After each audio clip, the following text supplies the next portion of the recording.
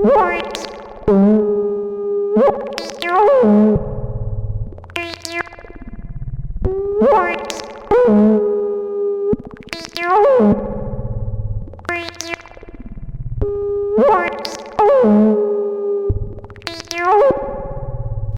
it's more how the history of all these things start in the first place. So the filter bank, that one people would have known, taking it back before that of Steve's first prototype filter bank, and the fact that the meter sounds of the bandpass was it in the Roland SH3 or there was a SH2000? There was a little switch which had vocalizer or something like that, didn't it, on the SH5, was it, or SH7, one of those two, wasn't it? I think it might have been more one of the preset ones earlier. It might have been the SH2000. Yeah, and it was literally a little fixed 3-stage bandpass filter in parallel.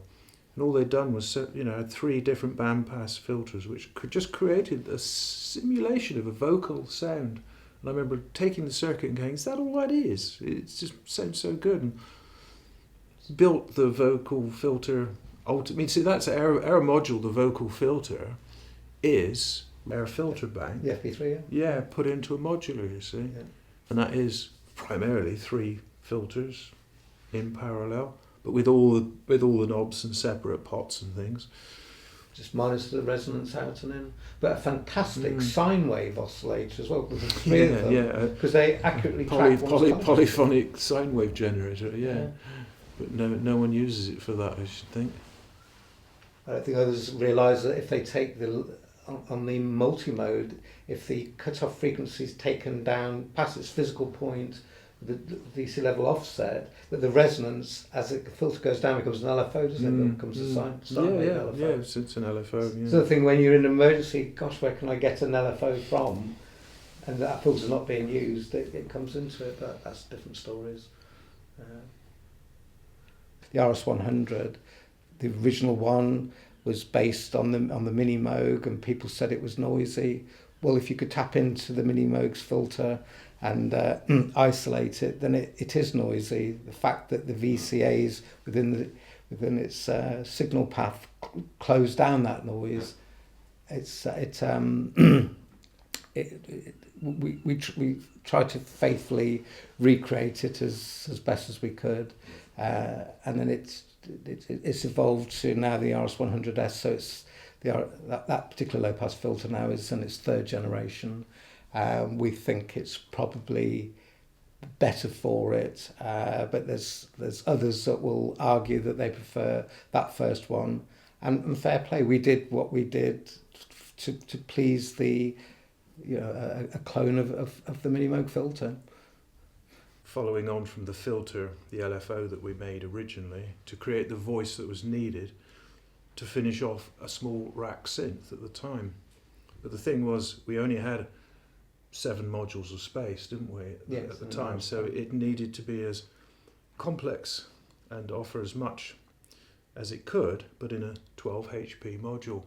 Of course, we needed the full ADSR and inverted output, but also wanted some simple voltage control of the parameters, and we decided that decay and release were the 2 most important ones to have, as well as auto repeat, things that were on the EMS and other similar synthesizers at the time, which made it more automatic in its operation, that you could create more unusual sounds while it was still operated as a gate CV trigger keyboard type thing. So what we tried to do was to fit into the smallest size module the maximum usability. And this module, as it was originally from its design, it's never had an update, has it, of any sort at all? No. It's sold very well. Yeah. Very well. Oh yes. I think people at first think, it's just ADSR, but as Steve just said, when you look at it a bit more carefully with the gated repeats and the auto repeats, it's something I always liked on the Roland SH5s from years back. So it's delightful to see it, and a little trick to tighten everything up to make it more snappier. If you take one of its outputs, say out of B, and feed it back into the CVN of the decay and release, it changes. Really does change. The output becomes more exponential, so that as the decay drops down, it speeds up. So it becomes more of a log curve then to the actual decay, even than the log curve that it's got. It exponentiates the exponential converter, I suppose. If you put a CV mixer in the way, then you can control the levels of it, how it comes back into itself. So the beauty of modular then is, you're creating those slopes with a CV mixer. And there's a trick, isn't there, from the old MiniMoog, with using just the trigger in and not the gate. Yeah, for paradiddle. People, if you actually play an old Model D MiniMoog and you have the ADSR set to a certain point, the faster you play the keyboard, the longer the release becomes, and the notes keep rising in their timbre on the filter. Yes. And it's not something that gets picked up on, but if you play one and know it, you will pick it up. Well, because if you use the trigger on this and get the delay and release just right, that's what happens. It emulates very well the ADSR of a MiniMoog itself, and I don't think any other do. No, I've never come across that, but I think you picked it up, didn't you? Yeah, it was a happy accident. You said, why is this doing this? What's going on there? And it was like, oh, I see, and it became part of this, and that's why there's a separate trigger and gate. It's the trigger part creates this rising. It's like as if it never quite catches up because you're going faster. It's trying to get there, but it keeps rising in its fizzy, shimmery sort of effect on the filter. Yeah, the tone gets brighter the faster you play. Yeah.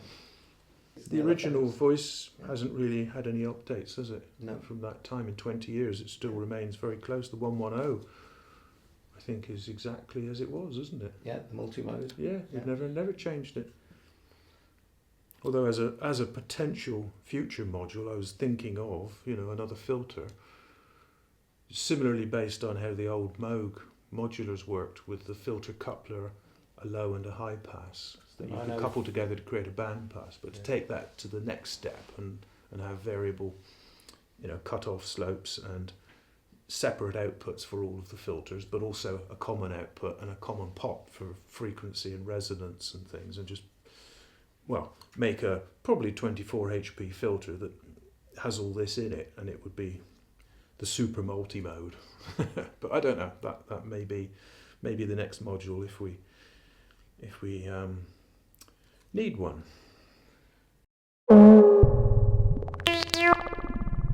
What?